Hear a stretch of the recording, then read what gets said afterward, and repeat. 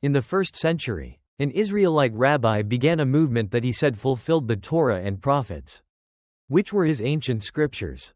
Jesus of Nazareth announced this movement among the powerless, the sick, and the poor, who hungered for a world set right. He called these people to radical peacemaking and generosity. And he called this movement the arrival of the kingdom of the skies. So remind me, what does Jesus mean? Well, in the Bible, the skies are the ultimate image of God's realm, where life and justice prevail. And so heaven arriving on earth means God's goodness overcoming death and violence here on the land. In fact, the biblical story begins with this kind of heaven on earth place.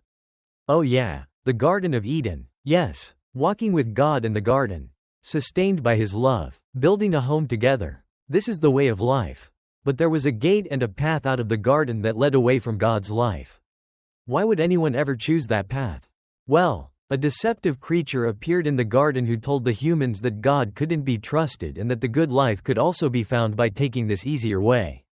But this path leads to violence and death. Right, and so the Torah and prophets tell the story about God choosing one family, Israel, and then giving them His Torah, His instruction, about how they can return to God's presence once again, how they could build homes and communities where God can come and live among them, how they could even demonstrate to the world.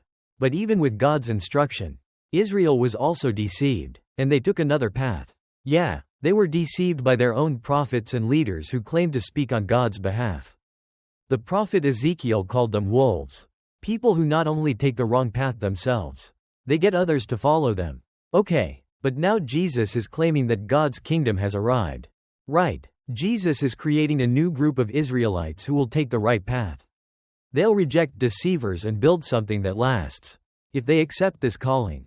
And so in this closing section of the Sermon on the Mount, Jesus presents a choice. Enter through the narrow gate, because wide is the gate and broad is the road that leads to ruin, and those who enter through it are many.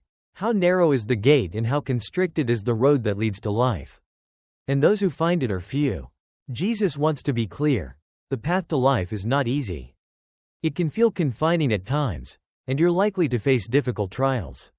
But in reality, it is the way to true freedom.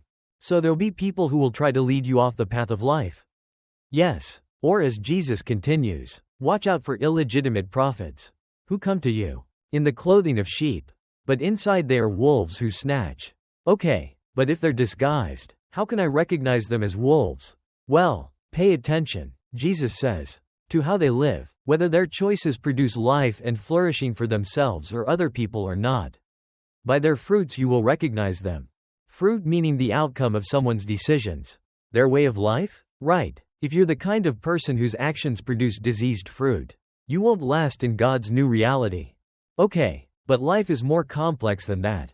I could produce enough good fruit to fool a lot of people. Even fool myself. Maybe, for a while. But you won't fool God. As Jesus says, many will say to me on that day, Master, Master, didn't we prophesy in your name and do many mighty acts? And then I will declare to them, I have never known you. So someone could imitate the actions of Jesus but never be known by Him? Well, remember, Jesus warned about doing the right thing for the wrong reasons. If our motives are disconnected from our actions, we miss out on the life-giving intimate connection that Jesus offers with Himself. A connection with Jesus Himself? Jesus isn't just presenting a choice about our behavior.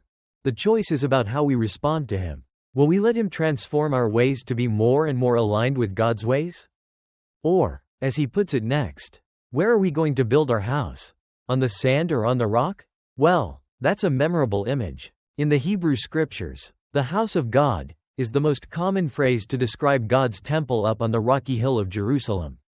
It's an image of how God's followers can build a community where God's heavenly presence can reside here on earth. Just like the Garden of Eden.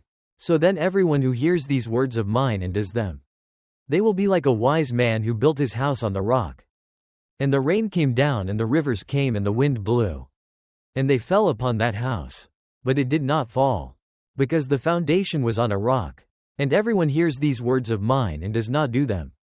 They will be like a foolish man who built his house on the sand. And the rain came down and the rivers came. The wind blew, and they fell upon that house. And it fell, and its falling was huge. So build places where God can reside and where Eden can spring to life, because ultimately, those places are the only ones that will last. Yes, and just like Jesus said at the very beginning of the sermon, a city on a hill cannot be hidden. So let that light shine for everyone to see. Jesus is describing a new humanity who lives together by God's wisdom and love, creating communities of peace and justice in the midst of violence and death. In all the teachings of the Sermon on the Mount, Jesus has given us a bold vision for what this can look like. And through the rest of his own life, Jesus lived out that vision, and he offered his followers the choice to do the same.